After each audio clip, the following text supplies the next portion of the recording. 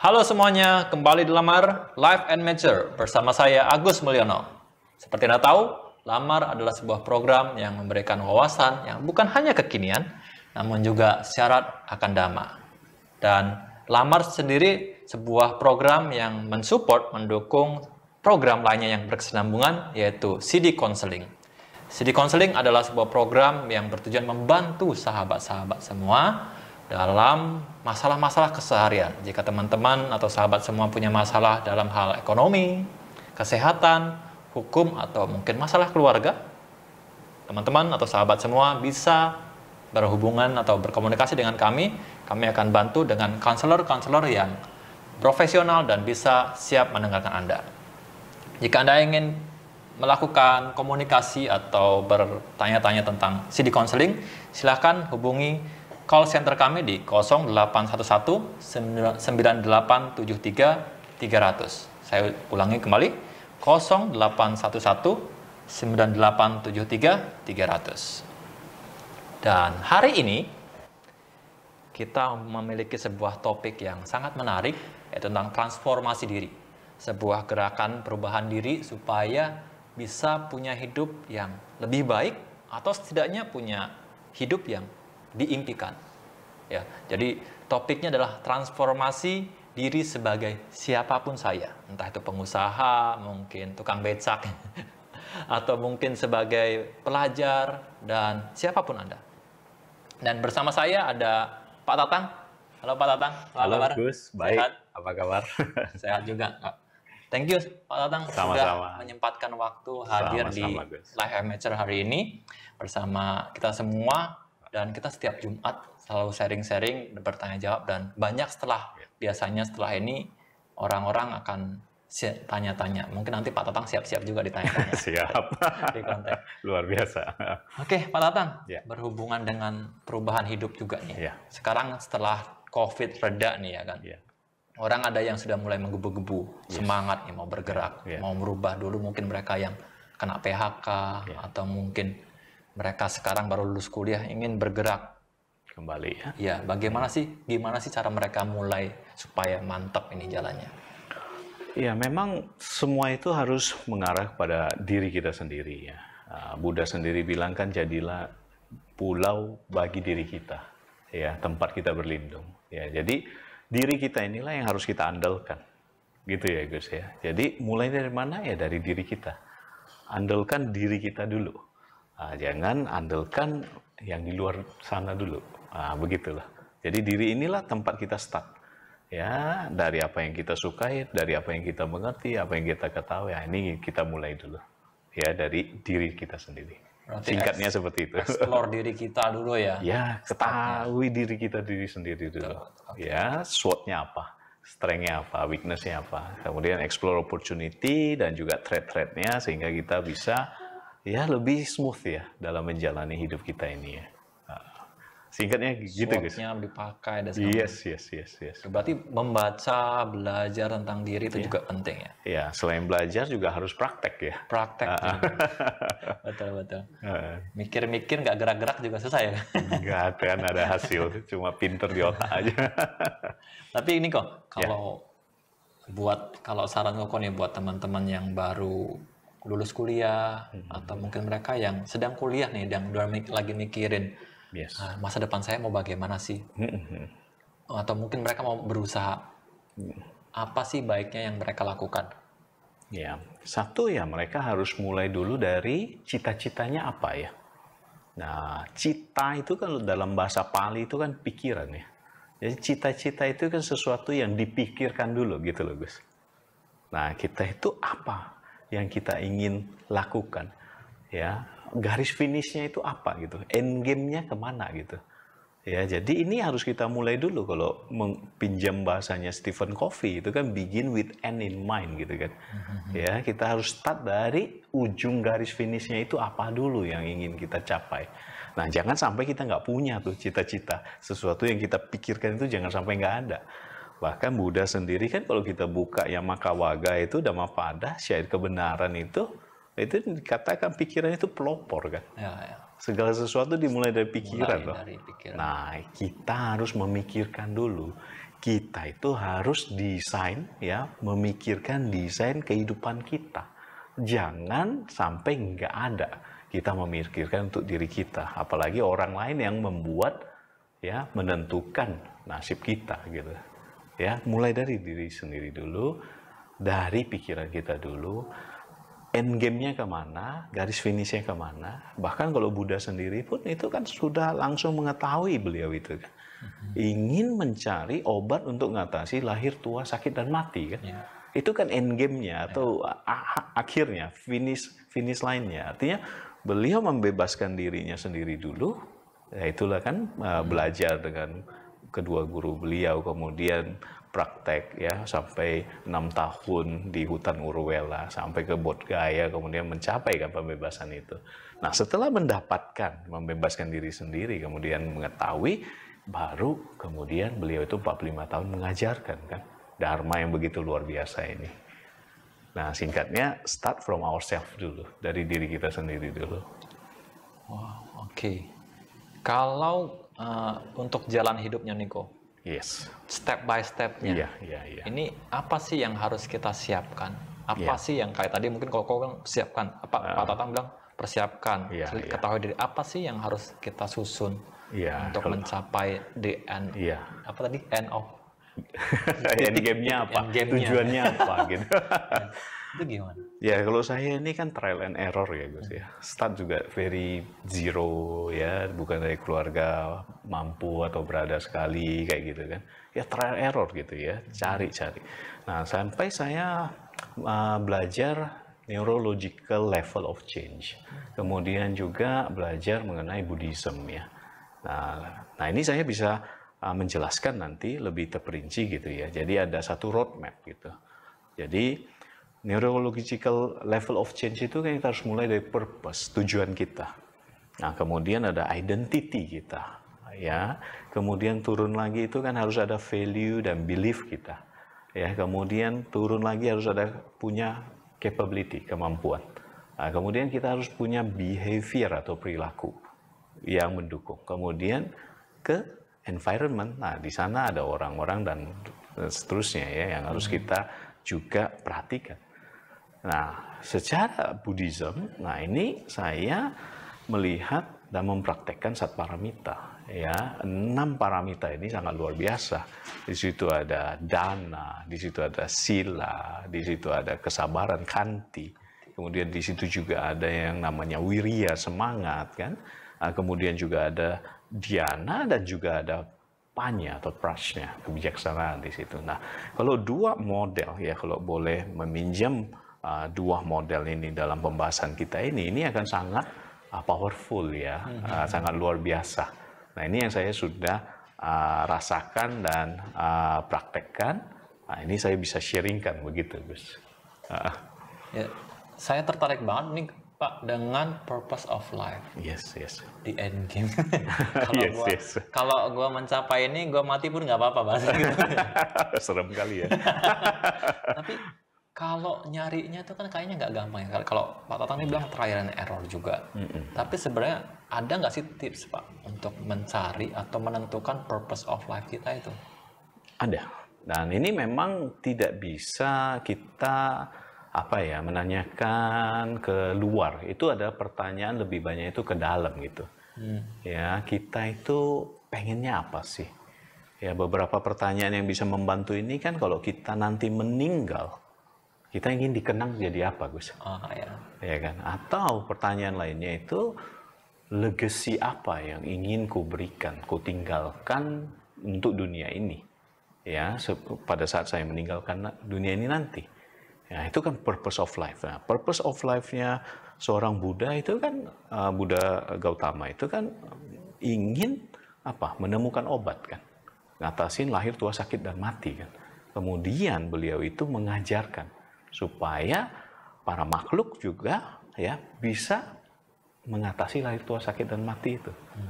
Nah, beliau itu guru junjungan kita, role model kita. Nah, kalau secara duniawi, ya ambil contoh saya ini, purpose of life saya itu adalah saya ingin creating value. Ya, creating value untuk diri saya dan orang lain. Ya, sesama. sebanyak mungkin, ya itu untuk apa? Untuk ya kita itu sharing kan, berbagi kan. Dalam hal apa? Dalam hal kemanusiaan. Itu sebabnya kenapa saya membuat produk-produk farmasi ini yang saya kerjakan ya lewat pabrik saya. Ya, kemudian juga saya berbagi kan. Nah, seperti ini saya senang pendidikan, saya senang kayak gitu. Jadi purpose of life itu harus digali ya, dicari tahu ya, kita harus sukanya apa, ya kita ingin apa gitu. Ya, purpose itu harus dikontemplasikan, direnungkan pada saat kita santai, pada saat ada waktu ya, cari tahu ya kita sukanya itu apa. Ya, the bigger you itu apa sih? Ya, yang kita lebih besar daripada diri kita, bukan untuk keuntungan semata itu apa, Gus? Ya kayak Buddha itu kan tidak keuntungan semata beliau. Bayangkan loh, 45 tahun itu nggak ada bus, nggak ada mobil, nggak ada pesawat, keliling satu India kayak gitu menyebarkan dharma sih. Saya pikir sangat luar biasa ya. Waktu saya pilgrimage ke sana pun saya naik bus dan lain-lain itu pun capek. Capek banget. Capek. Panasnya. Apalagi beliau itu jalan kaki dengan para anggota sangga yang lain kan. Ini kan satu role model yang sangat luar biasa.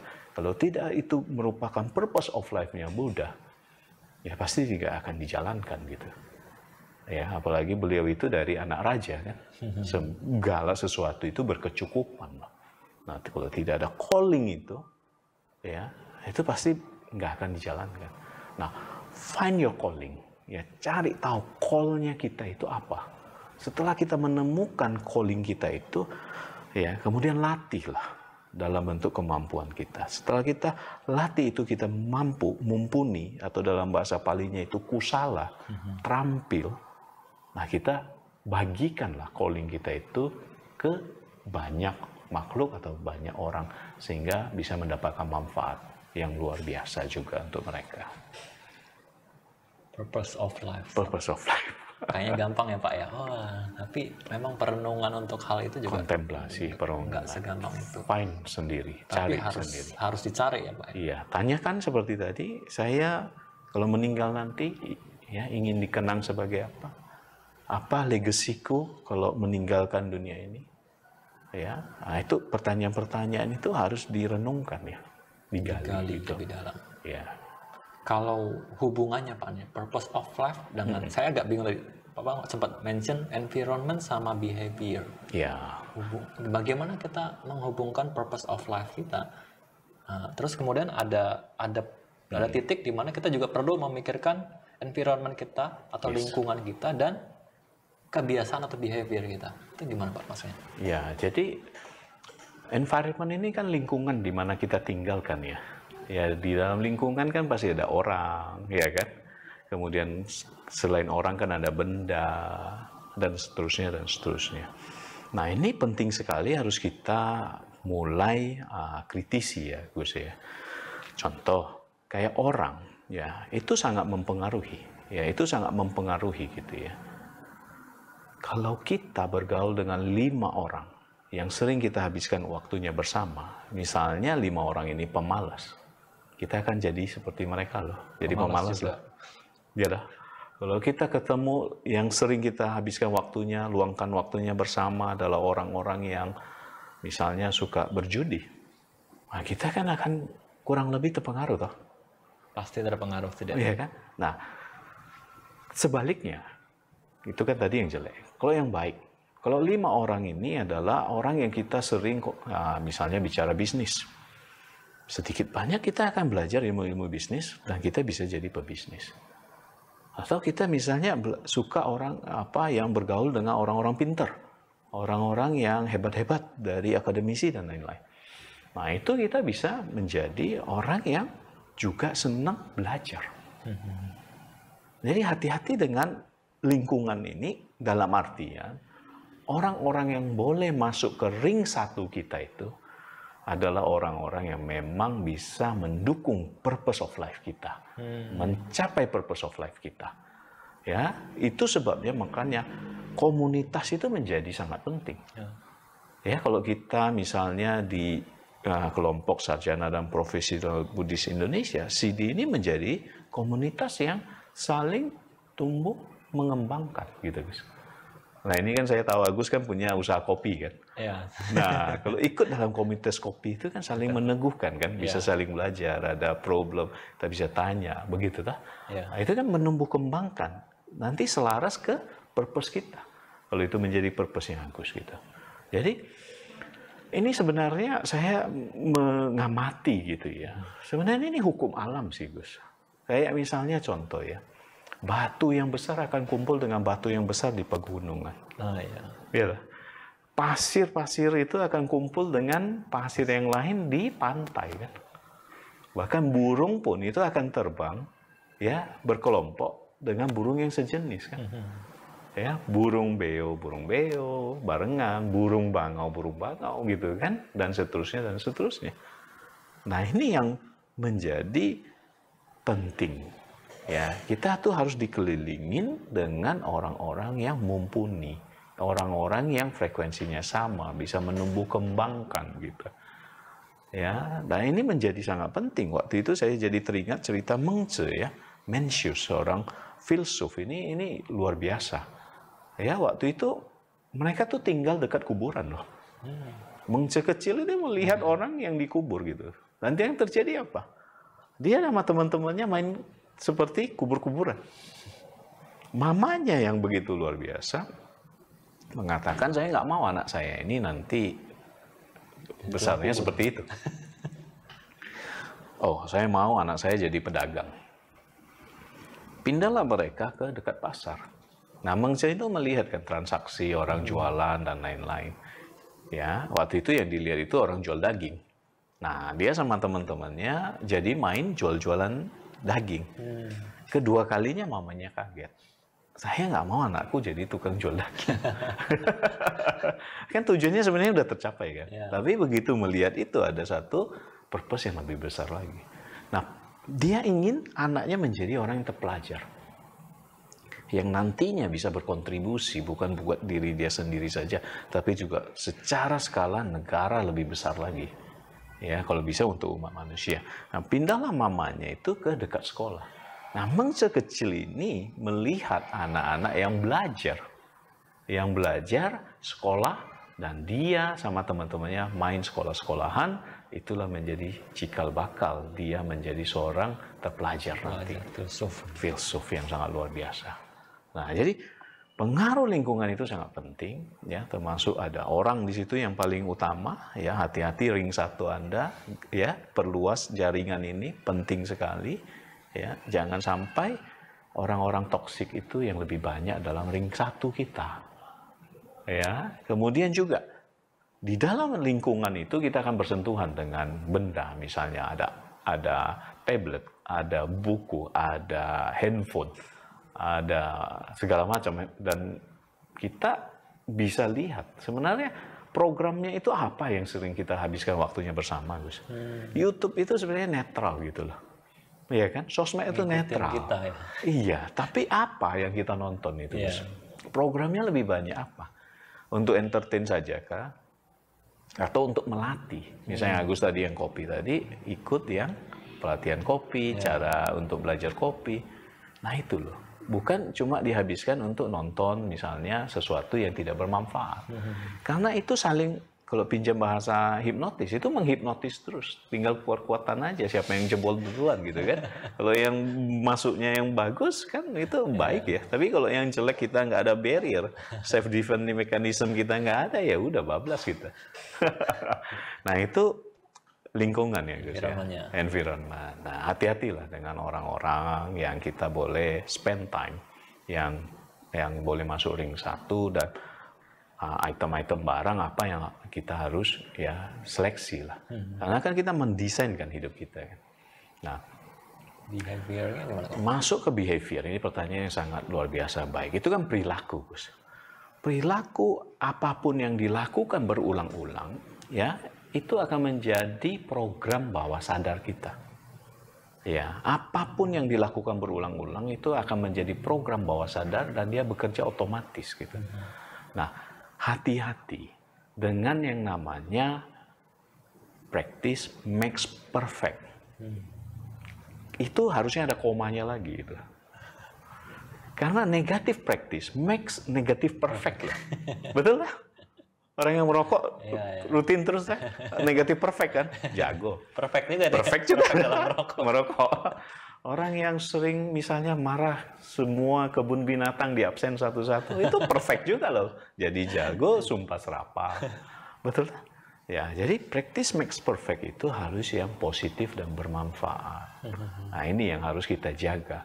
Itulah makanya pikiran, ucapan, sama perbuatan, inilah 3 pintu karma ini, Gus. Ini yang harus kita jaga baik-baik. Ini yang harus dilakukan berulang-ulang. Ini adalah apa yang dipikirkan itu harus positif dan bermanfaat, yang diucapkan itu harus positif dan bermanfaat, dan dilakukan itu harus juga positif dan bermanfaat. Nah, ini behavior yang harus selalu dimulai. Ya, harus dijaga juga. Harus dijaga juga. Karena pikiran, segala sesuatu itu dimulai dari pikiran. Mau bikin apa? Pesawat yang canggih.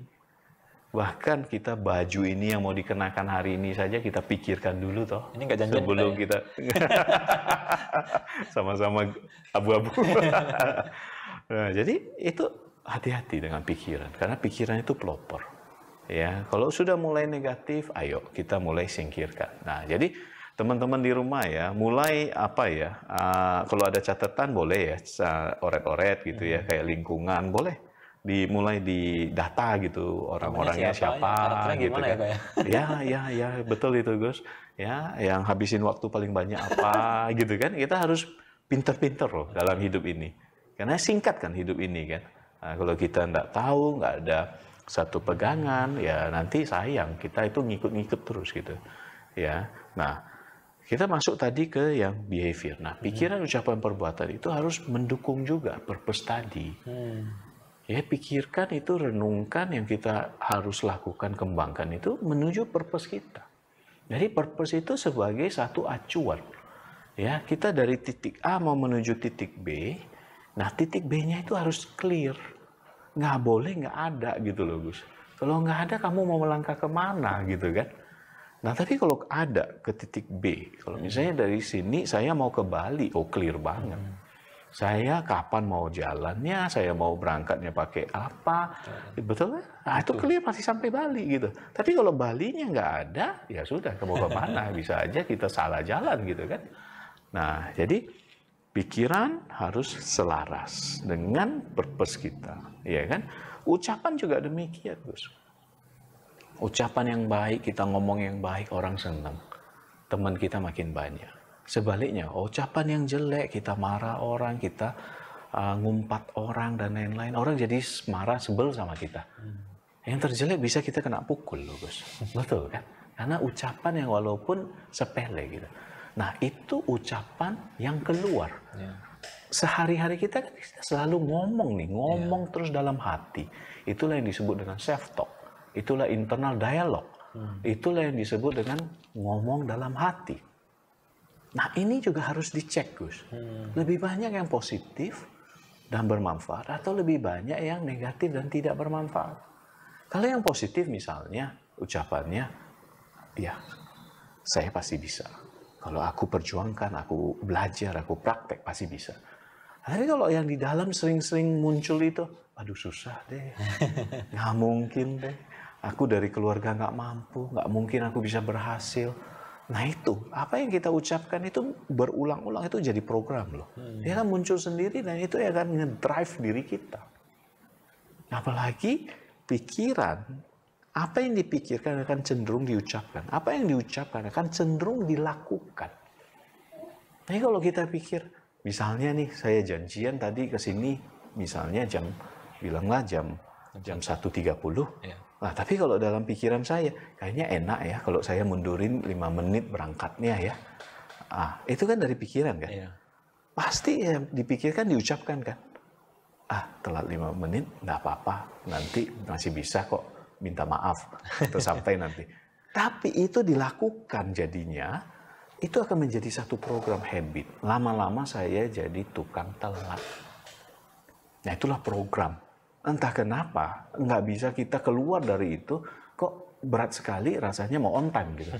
Atau berat sekali keluar dari habit-habit buruk. Keluar dari misalnya telat, bangun siang, ya kan, nunda-nunda mengerjakan sesuatu nanti last minute baru dikerjakan. Itu karena udah jadi program bawah sadar. Nah itu makanya yang jelek jangan dilakukan walaupun sekali. Karena ada satu, ada dua, ada tiga, berulang-ulang, permanen. Kalau dicatat transformnya berat juga ya. Tapi kalau kita hari ini bilang transform of life ya harus dilakukan. Harus begitu, harus kalau begitu. mau berubah, kalau mau jadi lebih baik atau the best of me ya. Yes.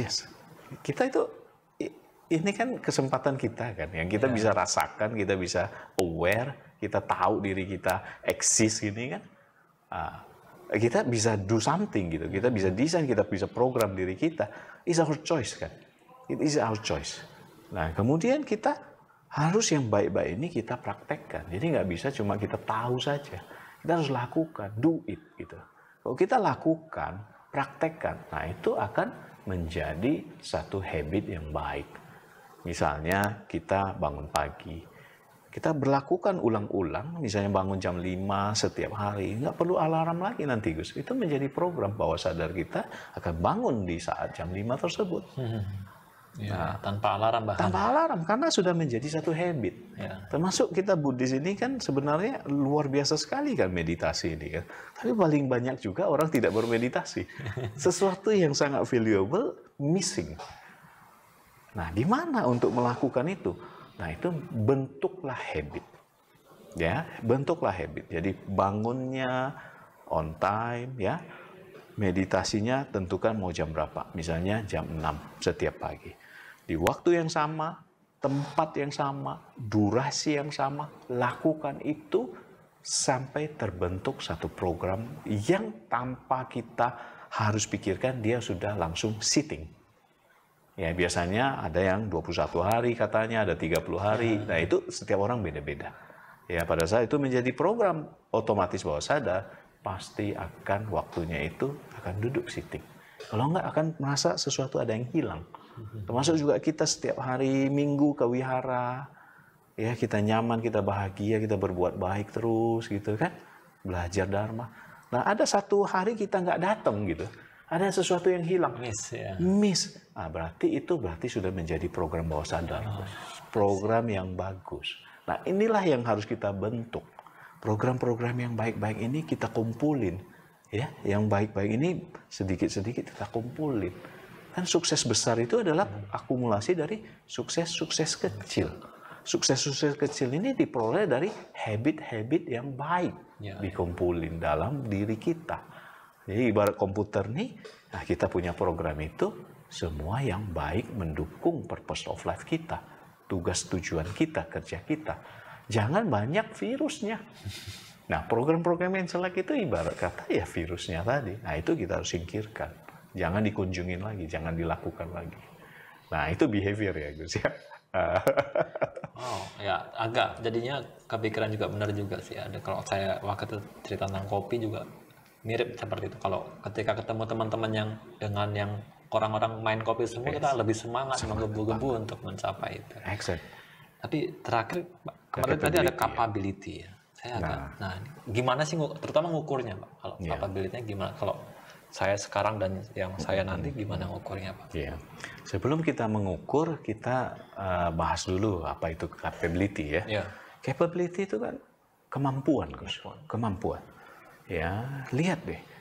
Problem dalam hidup ini ya, bisa dikatakan hampir semua segi kehidupan problemnya itu adalah kemampuannya di bawah level masalah yang ada. Jadi karena kemampuan kita mengatasi masalah itu masih di bawah, itulah muncul stres kan.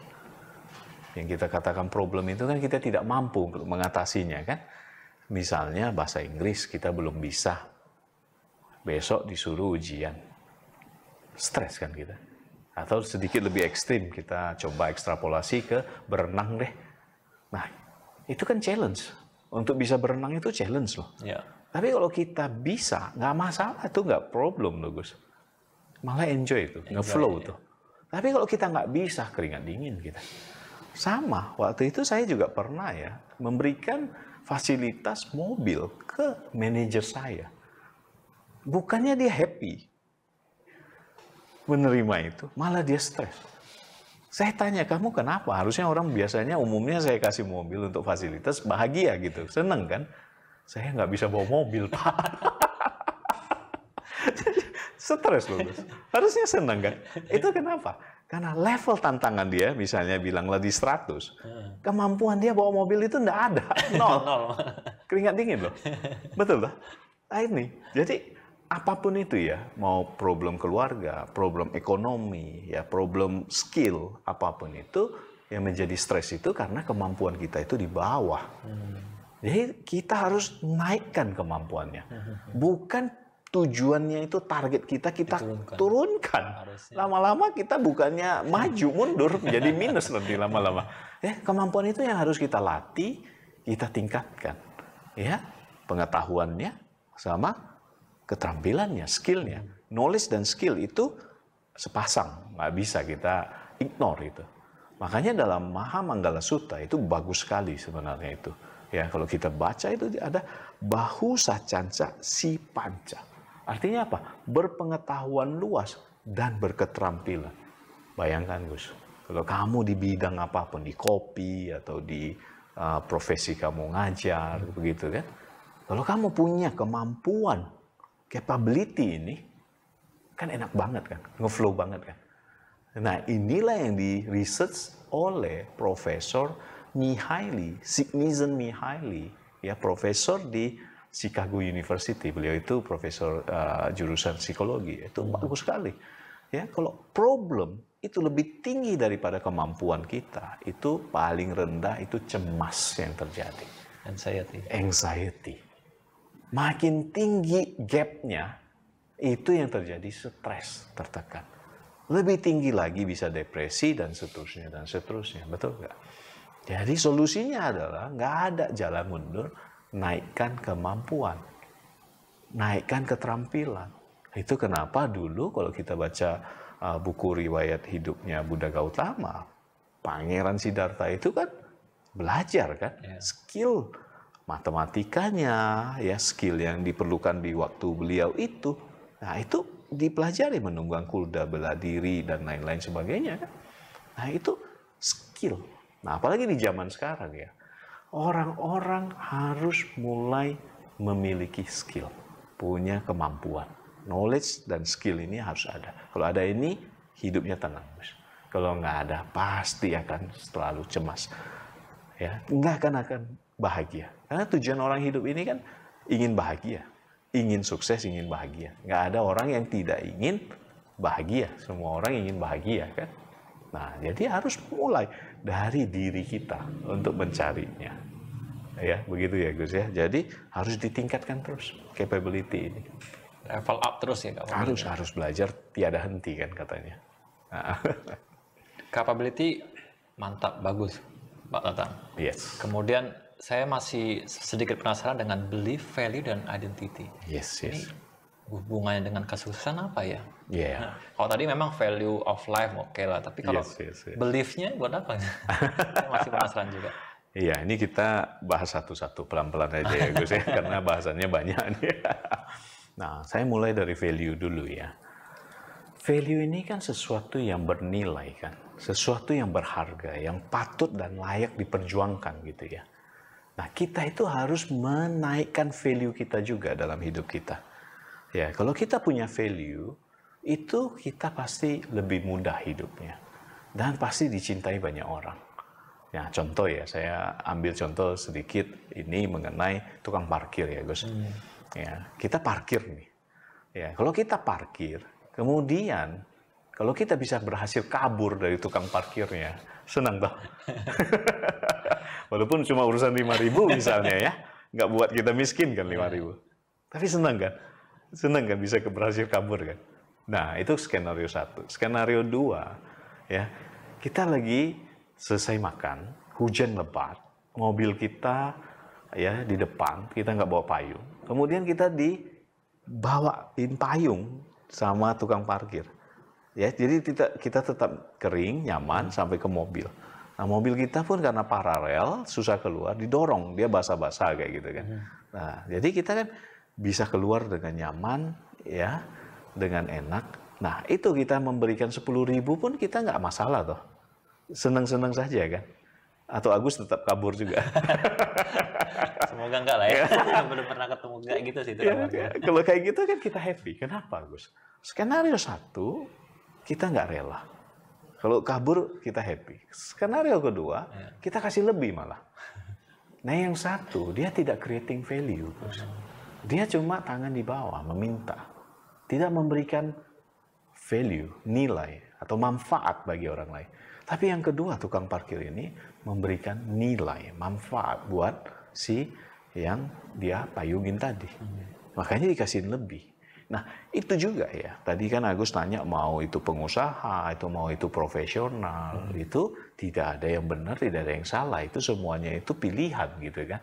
Jalan hidup. Pastikan kita itu selalu meningkatkan value, Gus. Ya, value diri kita. Dan juga kita memberikan value ini kepada orang banyak. Ya, kalau kita itu pengusaha, ya buatlah produk yang berkualitas. Ya kan, supaya membantu menyelesaikan solusi konsumen. Ya kan? Nah, untuk misalnya profesional, ya, jangan menuntut untuk minta ini gaji naik terus introspeksi.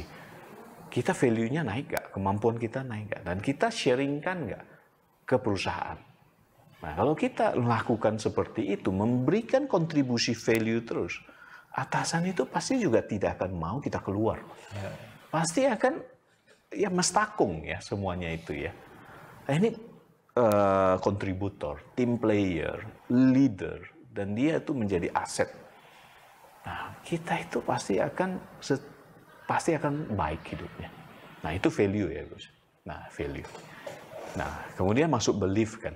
Belief itu kan sesuatu yang kita yakini. Ya. Nah, apa program yang di dalam bawah sadar kita? Kita lebih banyak keyakinan-keyakinan yang membawa kita pada kesuksesan dan kebahagiaan, atau keyakinan-keyakinan yang malah mendegradasi kita, mendowngrade kita. Keyakinan-keyakinan itu harus yang positif dan bermanfaat, yang harus banyak di dalam bawah sadar kita. Bahwa sukses itu mungkin. Ya, tidak ada yang namanya gagal. Semuanya itu cuma umpan balik. Semuanya itu proses. Kalau kita berusaha, secara wirianya, semangatnya ada, secara panya kebijaksanaannya ada, ya pasti bisa mencapai apa yang kita ingin dapatkan. Ya, jadi kalau sebaliknya kita memiliki belief-belief yang tidak bermanfaat, hidup ini susah deh, nggak mungkin deh saya bisa, dia aja nggak bisa, apalagi saya. Saya dari background keluarga miskin, nggak bisa seperti dia belajar ke universitas yang besar, bisa kuliah keluar. Nah, itu kan belief, keyakinan yang mematahkan semangat kita. Nah, justru gimana yang semua kondisi-kondisi itu kita bingkai ulang, berikan makna yang lebih baik, karena saya tidak mau hidup sulit, susah, karena saya nggak mau cuma jago kandang, saya harus belajar ke luar negeri, saya gunakan bahan bakar ini supaya saya bisa cari beasiswa. Nah, itu kan belief yang lebih bermanfaat. Nah, jadi apa yang kita pikirkan, apa yang kita yakini, itu benar adanya. Yang baik itu benar, yang salah jelek itu juga benar. Nah, kita memilih selalu yang baik, yang membawa kita pada purpose kita. Makanya itu harus didesain dulu, Gus. Harus kita tentukan, nggak bisa kita ngikut orang. Makanya Buddha itu mengatakan, jadikanlah dirimu pulau, tempat dirimu berlindung. Bukan kita kepo, bangun pulau buat orang lain. Pulau kita sendiri kita nggak ini bangun sendiri, lupa. Ujung-ujungnya selesai, time out. Ya, penjelasan yang luar biasa Pak Tatang dari 7 hal ini ya, 7 jalan ini untuk mencapai purpose of life kita juga, dan semoga ini juga bikin teman-teman sambil nonton kita di sini juga tergambar ya Pak Tatang ya. Apa yang hal-hal apa yang akan mereka kerjakan, akan yang mereka bahkan desain setelah ini. Nah, saya agak sedikit galau karena saya juga pernah merasakan Pak Tatang. Kalau misalnya kita sudah punya purpose of life, ini mungkin final pertanyaan dari saya juga Pak Tatang. Kemudian di tengah jalan kita merasa ini kayaknya nggak cocok buat saya, atau mungkin ada masalah lain gitu kan. Kemudian merasa harus berubah haluan. Apakah memang harus berubah haluan, menyesuaikan dengan kondisi, atau justru ya sudah fight tetap dengan yang awal tadi? Ya, saya ada satu lagi itu yang tadi belum dijelaskan ya, identity ya. Kemudian saya akan cover yang pertanyaan Agus tadi gitu ya. Identity ini juga sesuatu yang sangat penting ya Gus ya. Nah, itu bermain di subliminal ya, artinya di bawah sadar kita juga gitu ya.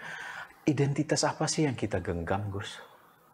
Nah, kita harus mendesain loh, saya ini siapa loh. Kalau tadi kan saya katakan kan, saya itu value creator gitu, bagi diri saya dan orang banyak, makhluk sesama dan sentient beings kan, karena kita Buddhis gitu, ya. Jadi identity ini demikian pentingnya. Kita harus melabel, membuatnya untuk diri kita. Jangan kita malah dilabelin orang gitu loh. Di luar sana itu kan yang membentuk identitas kita kan orang lain gitu, ya. Syukur-syukur identitasnya yang baik, tapi kan kebanyakan itu kan jelek juga nggak kalah banyak loh. Misalnya Tatang malas, Tatang itu kriminal atau kepo atau apa kayak gitu. Nah jangan, kalau kita itu nanti tidak membentuk identitas kita, kita ikutin labelnya orang, nah itu selesai itu Gus.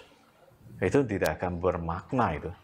Ya, jadi kita harus tentukan dulu identiti kita ini. Kita itu siapa? Ya, makanya set identity kita, role apa juga yang akan kita perankan. Saya itu siapa? Agus itu siapa? Ya, decide, determine. Ya, jangan orang lain yang mendecide untuk kita. Itulah makna dari jadikanlah diri kita pulau tempat kita berlindung. Jangan orang lain yang menentukan. Ya, kamu sukanya jadi apa? Ya, jangan orang lain yang menentukan untuk kamu. Jangan, kamu yang mendesain. Nah, ini loh Gus, kalau semuanya tadi, hierarki logical levelnya itu kita selaraskan dari atas sampai bawah, purpose-nya kita tentukan, kita sudah tahu mau apa. Kemudian identity kita juga selaras. Kemudian juga value, belief kita juga sama dengan purpose tadi. Kemudian kemampuan yang kita pelajari, yang kita praktekkan, yang kita lakukan juga selaras. Kemudian juga perilaku kita dari berpikir, berucap, bertindak ini juga selaras. Kemudian juga environment lingkungan kita berada, orang-orangnya, alat-alatnya, benda-bendanya juga selaras dari atas sampai bawah. Ini akan membuat kita akan sangat-sangat luar biasa, lebih smooth dalam menjalankan itu. Jadi teman-teman di rumah ya, mulai alignkan ya, selaraskan dari yang kita bahas tadi. Ada purpose, ada identity, kemudian value belief, kemudian ada behavior atau perilaku, ada kemampuan, ada lingkungan juga. Nah ini Gus, kalau dari awal ini kita tahu ya purpose of life kita, semakin cepat kita tahu dan kita menjalankan apa yang kita suka, ya what I like and what should I have secara kemampuan, ya secara knowledge dan juga skill, dan kemudian juga saya bisa meng-create something untuk the bigger people yang kita bantu menyelesaikan masalah orang. Dan kita bisa monetize itu dalam bentuk income kita. Ini akan sangat luar biasa, Gus. Makanya itu saya sebutkan ya. Jangan ikut-ikutan teman. Karena teman belum tentu sama purpose-nya seperti kita. Ya.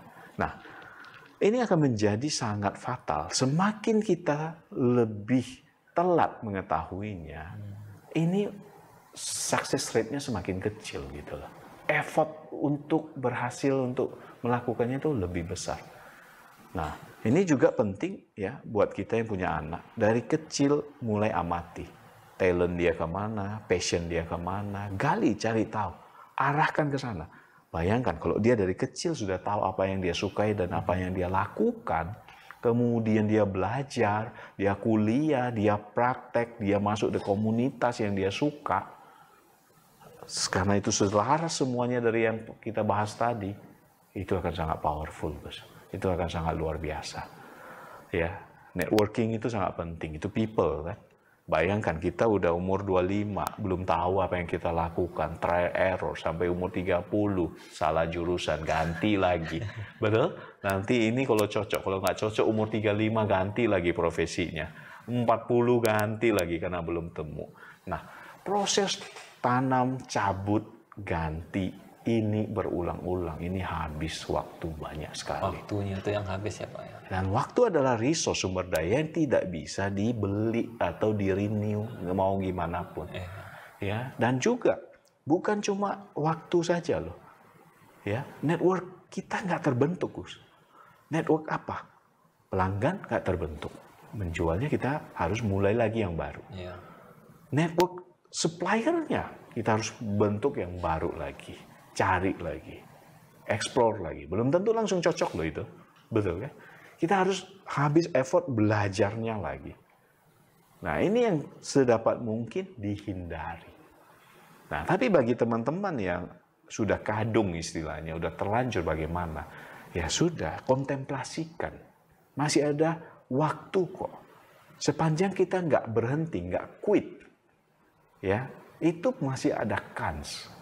Ya, berat susahnya ya sudah, kita kalau kita suka, kalau itu passion kita, nggak ada yang namanya sulit, Gus. Kalau kamu suka misalnya kopi, kamu sampai ke misalnya ke Gayo Aceh pun kamu senang. Mau ke Papua, kamu juga senang untuk belajar itu. Walaupun jarak jauh, terbang itu juga capek gitu kan. Nah itu nggak ada matinya kalau pakai bahasa umum gitu. Baik, Pak. Oke. Wah, kita kalau bahas ini diskusi bisa sampai malam juga bisa.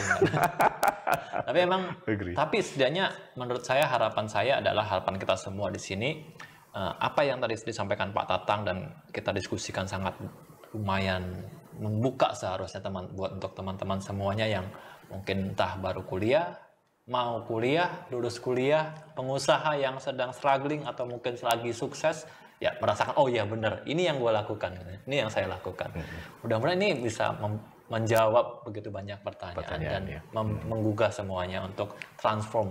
Mungkin saya tambahkan satu ya Gus ya, secara cepat saja ya, karena mungkin waktu juga terbatas ya.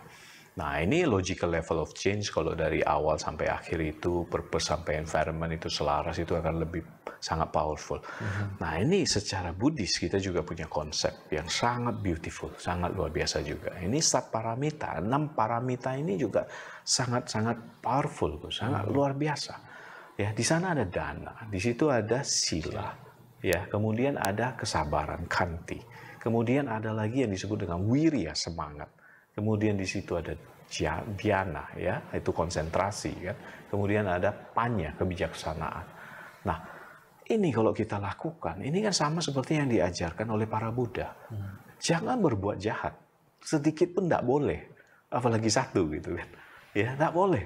Dan terus harus menambah parami, kebajikan, berbuat baik terus. Nah, kemudian kita harus latih diri kita dalam mindfulness, dalam meditasi. Nah ini Gus, dana ini sangat luar biasa secara untuk membantu kita mengatasi masalah kesulitan-kesulitan materi. Ya, kenapa orang-orang yang pinter, kita mungkin teman kita lihat juga dulu dia sekolah paling pinter, tapi secara kesuksesan ini kok jauh ya, kok hidupnya tidak terlalu happy ya. Ya mungkin ya dananya kurang. Nah coba kita cek diri kita juga Gus. Selain yang tadi itu, kita juga cek ini, yang 6 ini. Dana kita konsisten nggak? Terus lakukan nggak? Bayangkan, 1 biji jagung ya, kita tanam di ladang yang subur nih tanahnya, kita rawat nih. Nanti dia tumbuh kan? Nah itu akan berbonggol-bonggol kan, jagungnya kan. Jadi 1, walaupun cuma 1 Gus. Butiran dari jagung yang dihasilkan itu nanti luar biasa loh. Nah ini jangan lupa kita berbuat baik juga. Nah sila, kita umat awam 5 sila ini, ya kita harus jaga juga dengan baik. Supaya tidak merosot, kita tidak menambah lagi keburukan-burukan ya dalam hidup kita. Nah ini kan menjaga moralitas kita kan. Jadi yang jelek sudah kita tidak lakukan, kita sebaliknya tambah terus perbuatan baik lewat berdana. Ini kan satu yang sangat menyuburkan sekali kan, parami-parami ini. Kemudian ditambah dengan kesabaran. Ya, orang sekarang itu cenderung nggak sabar. Baru usaha langsung mau kaya. Baru lakukan belajar ini langsung mau S3 cum laude. Ya nggak mungkin lah. Ya semua ada waktunya. Mie instan aja nggak instan kan. Perlu waktu kan, untuk nunggu jadi bisa dimakan ya kan. Nah perlu kesabaran. Semua itu ada waktunya. Kesuksesan itu juga setiap orang beda-beda. Ada waktunya sendiri. Ya kan, perlu kesabaran. Nah kemudian wirya, itu harus ada semangat pantang menyerah, Gus. Seperti Buddha waktu beliau itu sebelum menjadi Buddha kan, yang waktu berlatih di Hutono Urwela, kemudian pindah ke Bodh Gaya, itu kan disampaikan oleh beliau sendiri. Tekadnya beliau kan begitu luar biasa sebelum mencapai kebudahan itu kan. Walau darah mengering, Gus, ingat dah, ya kan? Ya tulang berbalut kulit saja dan seterusnya. Aku nggak akan bangkit dari tempat dudukku ini sebelum mencapai ya kebudahan. Nah, itu kan satu semangat yang sangat luar biasa loh wiryanya itu. Nah kita juga harus seperti itu. Ya begitu kita udah set target kita, purpose of life kita apa, itu harus dicapai. Ya nggak ada kata mundur lagi gitu. Ya itu harus kita all out, harus all out. Nah kemudian dhyana atau jhana ya itu kan konsentrasi kan. Ya, kita harus fokus, Gus. Dalam apapun yang kita lakukan kita harus fokus. Ya, jangan ini mau itu mau segala macam mau, everything mau itu sama dengan nggak ada fokus lagi. Ya kan? Nah, kita harus fokus satu jadiin dulu, baru kemudian expand. Ya. Nah, jangan kita lihat rumput tetangga lebih hijau, ya kita ikut nanam rumput. Ya kan? Jangan. Ya, fokus jana. Kemudian panya atau prajna, ya kebijaksanaan itu harus ada, bahwa segala sesuatu itu harus pas gitu ya, nggak bisa kita cuma pakai semangat saja, semua bisa pantang menyerah harus gitu all out, ya ibarat mur ya dan baut, ya kalau dia tuh nggak pas, mau sekeras apapun kita untuk memutarnya nggak akan bisa ngunci, ya. Betul kan? Jadi perlu usaha. Perlu kerja keras, iya, tapi perlu juga kebijaksanaan. Jadi yang pas itu harus ada juga. Pilihlah bold and nut, mur dan baut yang pas. Yang kita kerjakan dengan kunci yang pas juga. Nah, jadi ini ya Gus, secara singkat, teman-teman semua yang ada di rumah, jadi saya tadi dengan Agus ini membahas dua model ya. Model yang satu logical level of change ya. Yang kedua itu adalah satparamita, 6 paramita gitu ya. Logical level of change itu susun ya, purpose of life kita apa, tujuan hidup kita. Kemudian identity kita, identitas kita harus bentuk ya. Kita harus membentuknya sendiri, jangan orang lain yang melabelin kita. Nah, kemudian kita harus creating value ya, kita harus ada nilai dalam hidup kita. Jadi kita bisa berbagi dengan yang lain ya, kita bukan sampah masyarakat, tapi sebaliknya kita creating value ya. Kemudian kita harus punya belief system ya, keyakinan yang mendukung untuk mencapai purpose kita. Nah, kemudian kita harus lanjut lagi dengan punya kemampuan, capability, knowledge dan kemampuan kita harus ada ya, seperti di dalam Manggala Sutta disebutkan ya, berpengetahuan luas dan berketerampilan. Dan selanjutnya harus ada perilaku ya, pikiran, ucapan, perbuatan yang dilakukan itu harus yang positif dan bermanfaat. Kemudian di lingkungan surround atau kelilingilah dengan orang-orang yang baik, yang bermanfaat juga terhadap pencapaian purpose of life kita. Nah ini selaraskan ya teman-teman semua. Dan kemudian untuk satparamita ya, berdana harus dilakukan secara konsisten ya. Kemudian jaga moralitas kita dengan 5 sila untuk umat awam. Kemudian juga masuk ke kesabaran, harus punya satu daya tahan melalui kesabaran sampai itu tercapai. Dalam proses itu tidak gampang, pasti penuh perjuangan, tapi kita konsisten dengan kesabaran pasti akan tercapai. Ya, kemudian punya wirya, semangat pantang menyerah sampai itu tercapai. Do it again and again sampai itu tercapai, tidak ada kata menyerah. Kemudian juga dhyana, perlu konsentrasi di situ, perlu fokus di situ sampai itu berhasil. baru kita expand, kemudian juga kita punya prasnya atau panya, punya kebijaksanaan dalam apa yang kita lakukan. Nah, teman-teman sekalian, kalau dua ini kita bisa lakukan, kita integrasikan dalam hidup kita, maka kita akan lebih gampang dalam menjalani hidup kita ini. Mungkin demikian, Gus, summary-nya. Padat semua. Oke, Iya. terima kasih banyak Pak Tatang. Sama-sama. Waktunya, sharingnya luar biasa. Ini sebuah karma baik buat kita semua.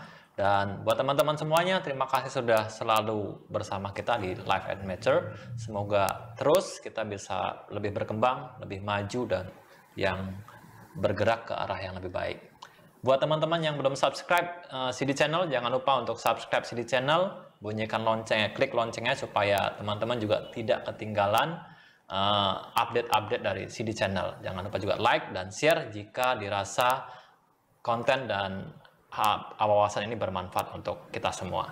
Terima kasih, sampai jumpa. Pak Tatang, terima kasih banyak. Terima kasih ya, Gus. Ya, Namo Sang Yang Adi Budaya, Namo Budaya. Bye-bye.